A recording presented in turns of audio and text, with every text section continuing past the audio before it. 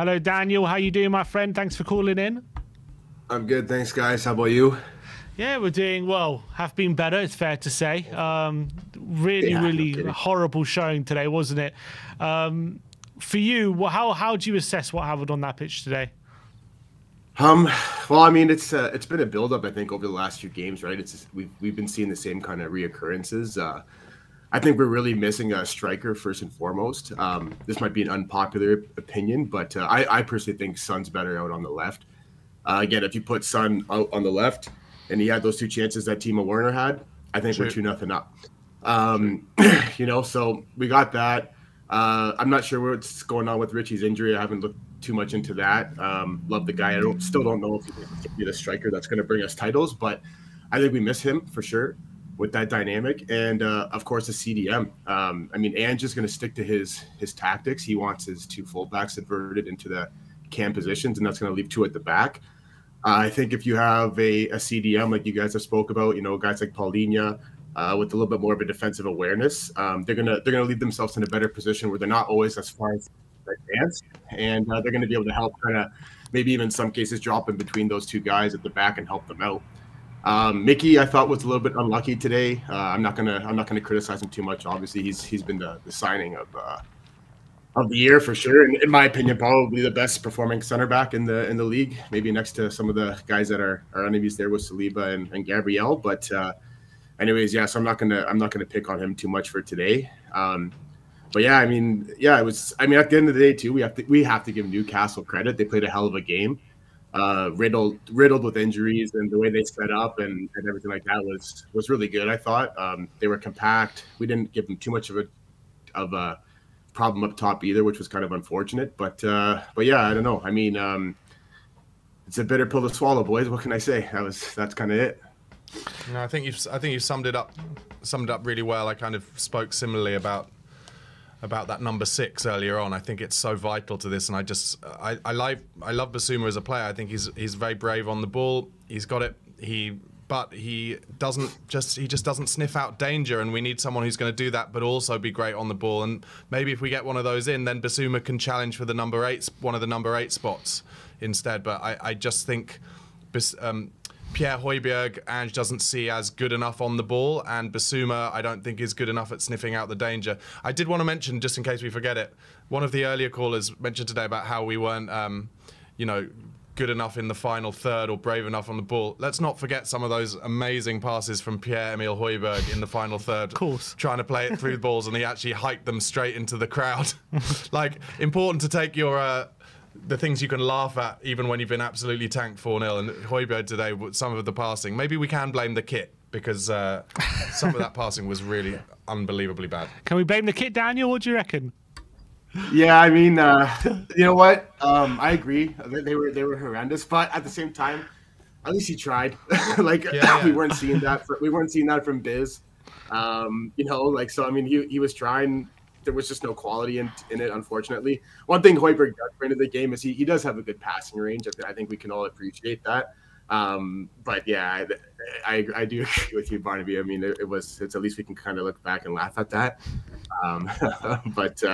But yeah, like I said, guys, I mean, there's a long way to go. I think Ange has done a good job with the cards that he's had, and I think he is going to have to concede eventually that 2 at the back probably isn't going to cut it, especially with some of these teams with the low block. And again, I mean, we've been saying this for the last couple of weeks too. We've played against some teams with a little bit lower quality up at the top that haven't been punishing us, and look what happened with Isaac today, right? And he's a top quality striker. He's on his way to potentially being a world-class striker one day.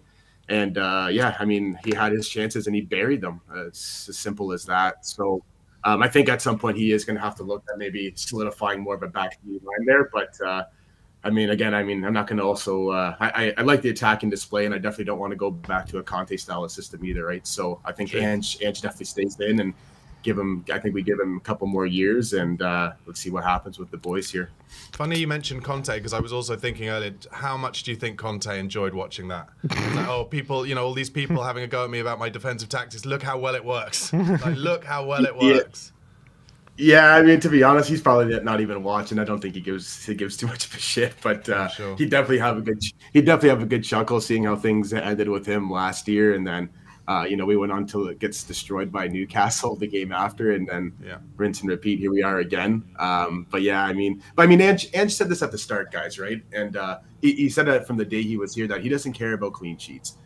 He sets up a team that we need to score more than we concede, and that's just the simple reality of things, right?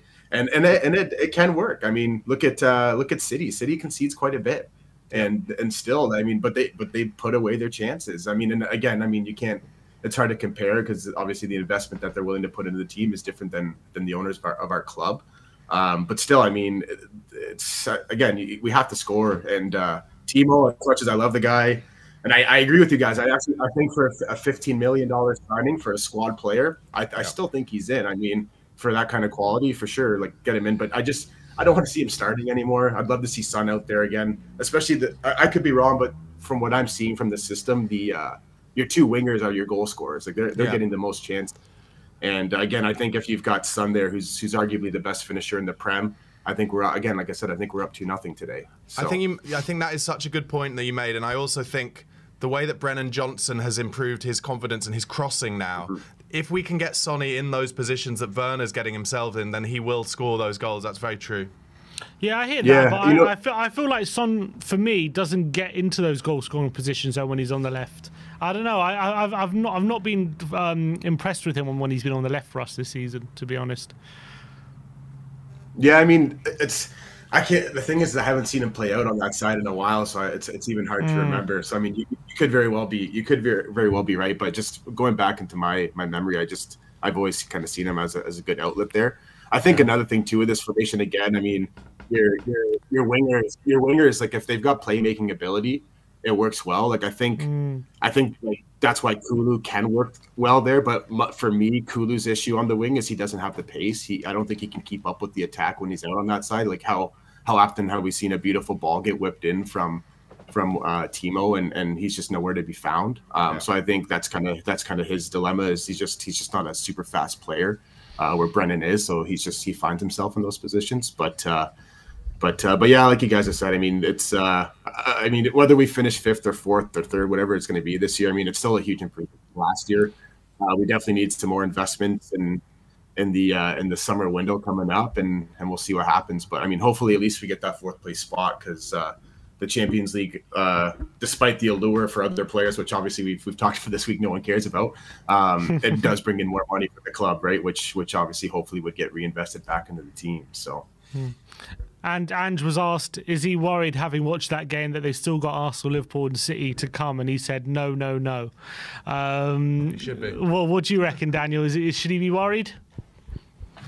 I mean, I think it's a good answer. I mean, if I played soccer my whole life, so if I had heard my coach say, yeah, I'm absolutely worried and scared, I mean, I'd be totally demoralized and probably, like, going into the next game, I wouldn't feel too great. So it's a good answer.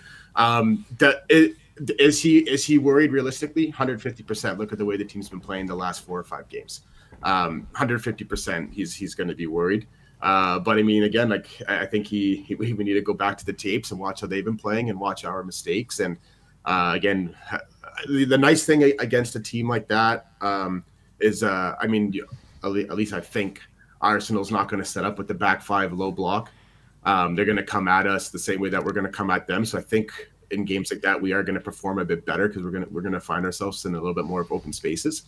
Again, Newcastle set up with that 5-4-1 today, and they were super compact and tight. And it's we've shown this year that we've struggled to figure out a solution to that kind of stuff. So yeah, I mean, but yeah, he's worried, just like the rest of us are. He's worried for sure. That's, as far as I'm concerned, that's our cup final game this year. So. All right, Daniel, always great to chat to you, my mate. Thanks for calling in. And where are you calling from? I'm actually coming in from London, Ontario. So this is my first day on the show here. So yeah, actually thanks for calling in, bro.